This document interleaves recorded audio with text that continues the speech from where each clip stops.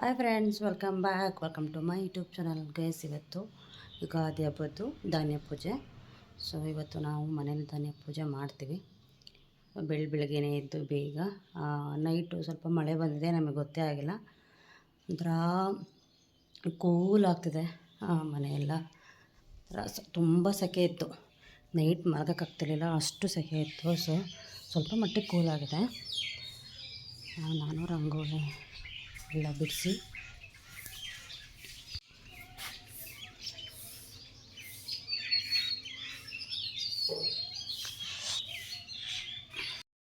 ಮನೆ ಮುಂದೆಲ್ಲ ಗುಡಿಸಿ ರಂಗೋಲಿ ಎಲ್ಲ ಹಾಕಿದ್ದೀನಿ.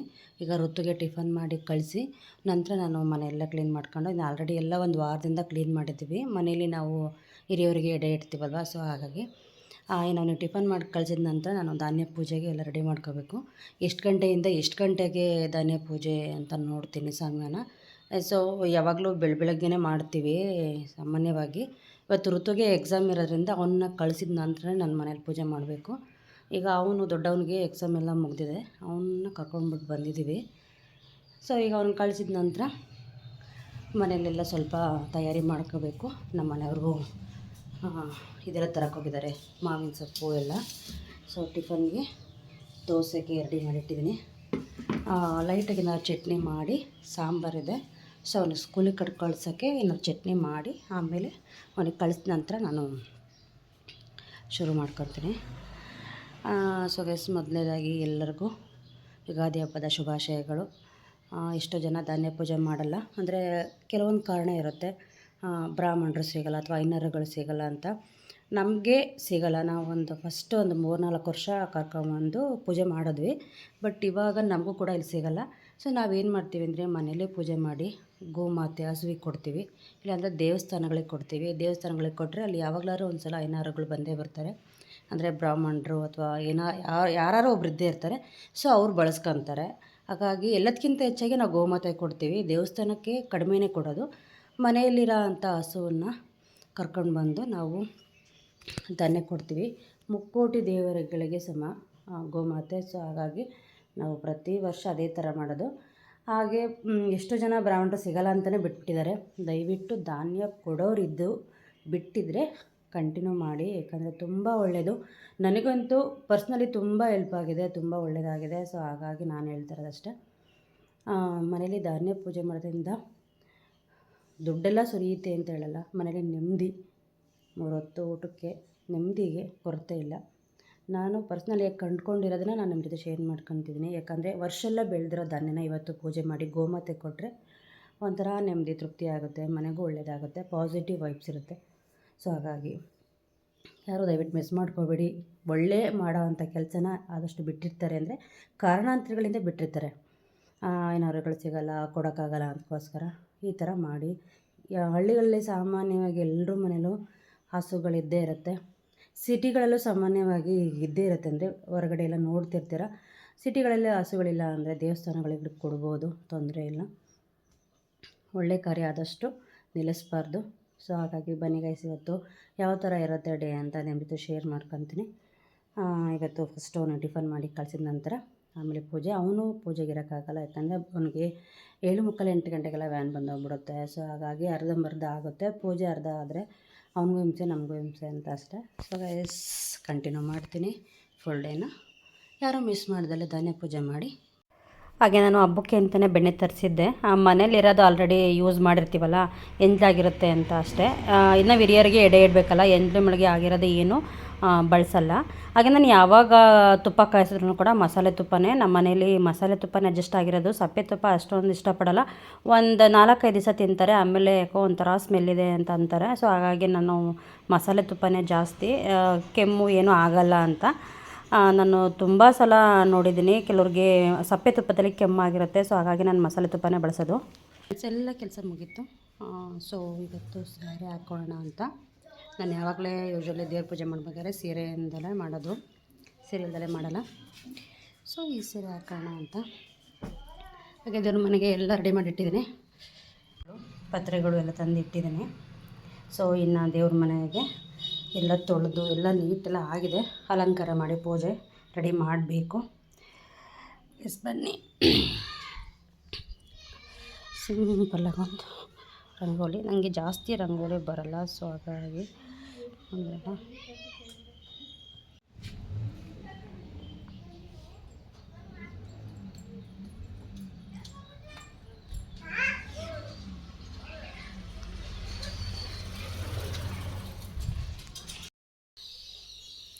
ಬೇಸ್ ರೆಡಿ ಆದೆ. ಇಲ್ಲಿ ಪೂಜೆ ಮಾಡಬೇಕು. ಸೊ ನಮ್ಮ ಮನೆಯವರು ಮತ್ತು ನನ್ನ ಮಗ ಇಬ್ಬರು ಕೂಡ ಸಿಟಿ ಒಳಗಡೆ ಇದ್ದಾರೆ. ಸ್ವಲ್ಪ ಪೂಜೆಗೆ ಏನೇನೋ ತರಬೇಕಿತ್ತು. ಸೊ ಹಂಗಾಗಿ ಇನ್ನೇನು ಅವ್ರು ಬರ್ತಾರೆ. ಅವ್ರು ಬರೋದ್ರಷ್ಟರೊಳಗಡೆ ನಾನು ಮನೇಲಿ ರೆಡಿ ಮಾಡ್ಕೊತೀನಿ. ಸೊ ಬೇಸಲ್ಲಿ ಲೇಟಾಗೋಯಿತು. ಧಾನ್ಯ ಪೂಜೆ ಅಂದರೆ ಬೆಳಗ್ಗೆನೇ ಮಾಡಬೇಕು, ಮನೇಲಿ ಮಾಡೋರು. ಸೊ ಐನವ್ರನ್ನ ಕಾಯೋರು ಸ್ವಲ್ಪ ಲೇಟಾಗುತ್ತೆ, ಬಟ್ ಮನೇಲಿ ಮಾಡೋರು ಬೇಗನೆ ಮಾಡಬೇಕು. ಅದು ಮನೇಲಿ ಸ್ವಲ್ಪ ಲೇಟಾಗೋಯಿತು. ಎಸ್ ಬನ್ನಿ ಕ್ವಿಕ್ಕಾಗಿ ರೆಡಿ ಮಾಡ್ತೀನಿ. ಈಗ ಬೇಗ ಬೇಗ ಎಲ್ಲ ತಯಾರಿ ಮಾಡಿಟ್ಟಿದ್ದೀನಿ. ಜಸ್ಟ್ ಇನ್ನು ದೇವ್ರಿಗೆ ಅಲಂಕಾರ ಮಾಡಿ ಪೂಜೆ ಮಾಡಬೇಕಷ್ಟೆ.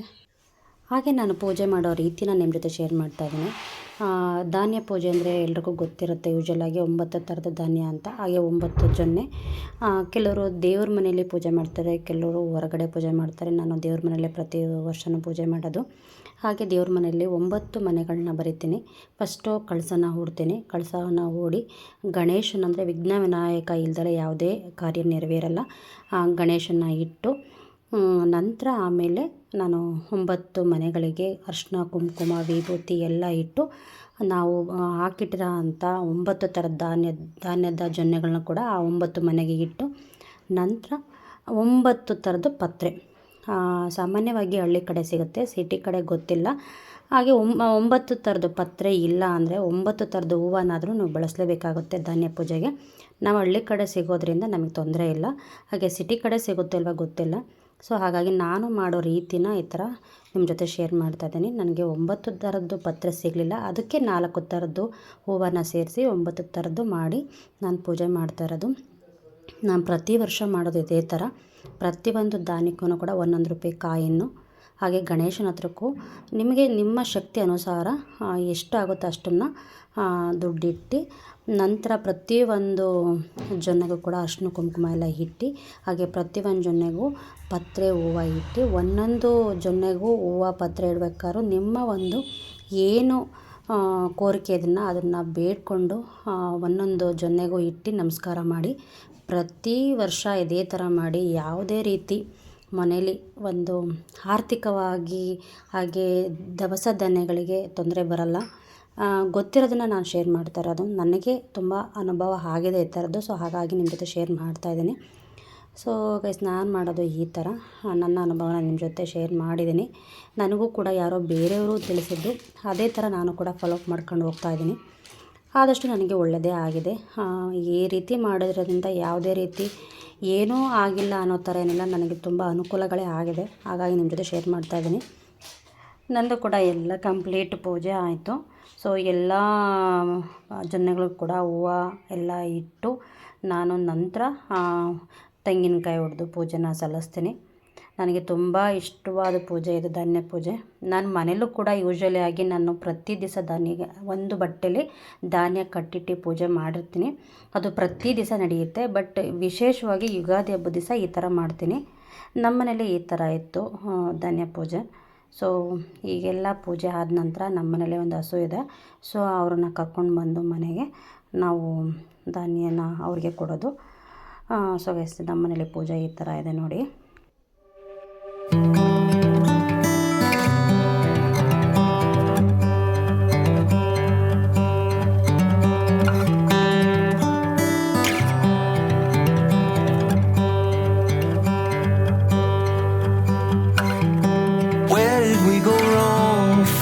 To belong, trying to make it seem like we're somebody else.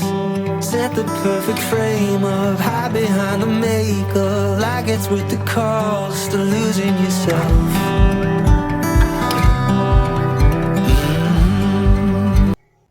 ಒಂದೊಂದು ಜೊನ್ನೆಗೂ ಪತ್ರೆ ಹಾಕಬೇಕಾದ್ರೂ ಒಂದೊಂದು ಸಲ ಪೂಜೆ ಮಾಡಿರ್ತೀನಿ. ಹಾಗೆ ಕಂಪ್ಲೀಟ್ 9 ಧಾನ್ಯಕ್ಕೆ 9 ಜೊನ್ನೆಗೆ ನಾನು ಪೂಜೆ ಸಲ್ಲಿಸಾಯಿತು. ಈಗ ಕಂಪ್ಲೀಟ್ ಆದಮೇಲೆ ಮತ್ತೆ ಒಂದು ಸಲ ಮತ್ತೆ ಆರತಿ ಮಾಡಿ ಪೂಜೆ ಮಾಡಿ ನಾನು ನನ್ನ ಧಾನ್ಯ ಪೂಜೆನ ಮುಗಿಸ್ತೀನಿ. ಇದು ನಾನು ಮಾಡ್ಕೊಂಡು ಬಂದಿರೋ ರೀತಿ. ಹಾಗೆ ಸಾಮಾನ್ಯವಾಗಿ ಇದೇ ಥರ ಮಾಡೋದು ನಾನು ತುಂಬ ಮನೇಲಿ ನೋಡಿದ್ದೀನಿ. ಹಾಗೆ ಐನರ್ನ ಕರ್ಕೊಂಡು ಬಂದು ಪೂಜೆ ಮಾಡಿಸ್ಬೇಕಾದ್ರೂ ಕೂಡ ಇದೇ ಥರ ಮಾಡ್ತಿದ್ದವರು. ಸೊ ಅದನ್ನು ನೋಡಿ ಸ್ವಲ್ಪ ಅನುಭವ ಇತ್ತು, ಹಾಗಾಗಿ ಇದೇ ಥರ ನಾನು ಮಾಡ್ತಿರೋದು. ಕೆಲವರು ವಿಡಿಯೋ ನೋಡಿದವರು ಅದರಲ್ಲಿ ತಪ್ಪಿದರೆ ನನಗೆ ಇಲ್ಲ ಈ ಥರ ಮಾಡಬೇಕು ಅಂತ ಹೇಳ್ಬೋದು, ತಿಳಿಸ್ಬೋದು. ಒಬ್ಬೊಬ್ಬರು ಅನುಭವ ಒಂದೊಂಥರ ಇರುತ್ತೆ. ಸೊ ಅನುಭವನ ಹಂಚ್ಕೊಳೋದ್ರಲ್ಲಿ ತಪ್ಪಿಲ್ಲ ಅಂದ್ಕೊತೀನಿ. ನನಗೆ ತುಂಬ ವಿಶೇಷವಾದ ಪೂಜೆ ಇದು. ನಂಗೆ ತುಂಬ ಇಷ್ಟ ಧಾನ್ಯ ಪೂಜೆ ಮಾಡೋದು ಅಂದರೆ. ಈಗ ಆರತಿ ಮಾಡಿ ನಂತರ ನಾನು ಹಸುವನ್ನು ಕರ್ಕೊಂಡು ಬಂದು ಹಸುವಿಗೆ ಧಾನ್ಯನ ಕೊಡ್ತೀನಿ. ಸೊ ಮನೆಯಲ್ಲಿ ಇವತ್ತು ಕೆಲವೊಂದು ಕಾರಣಾಂತರಗಳಿಂದ ನಮ್ಮ ಮನೆಯವರೆಲ್ಲ ಬೇಗ ಬಂದು ಪೂಜೆ ಸಾಮಾನೆಲ್ಲ ಕೊಟ್ಬಿಟ್ಟು ಸ್ವಲ್ಪ ಹೊರಗಡೆ ಕೆಲಸ ಇತ್ತು ಅಂತ ಹೋದರು. ಮನೇಲಿ ಯಾರೂ ಇಲ್ಲ, ನಾನು ಹಾಗೆ ನಮ್ಮ ಮಾವ ಇಬ್ಬರೇ ಧಾನ್ಯ ಪೂಜೆ ಮಾಡಿದ್ದು. ಸೊ ಮನೇಲಿ ಹಿರಿಯವರು ಅಂತ ನಮ್ಮ ಮಾವ ಇದ್ದಾರೆ, ಅವ್ರು ಪೂಜೆ ಮಾಡ್ತಾರೆ.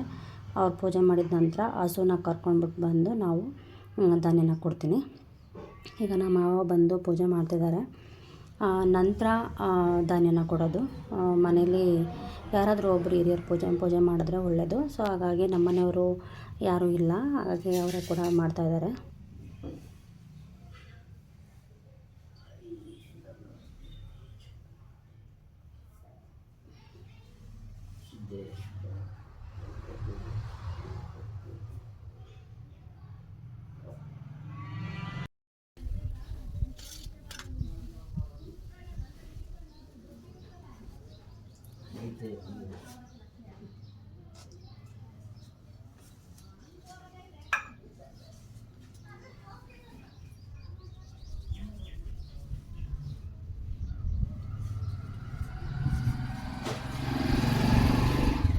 ಹಸಿ ಮಾಡಿದ್ರಲ್ಲ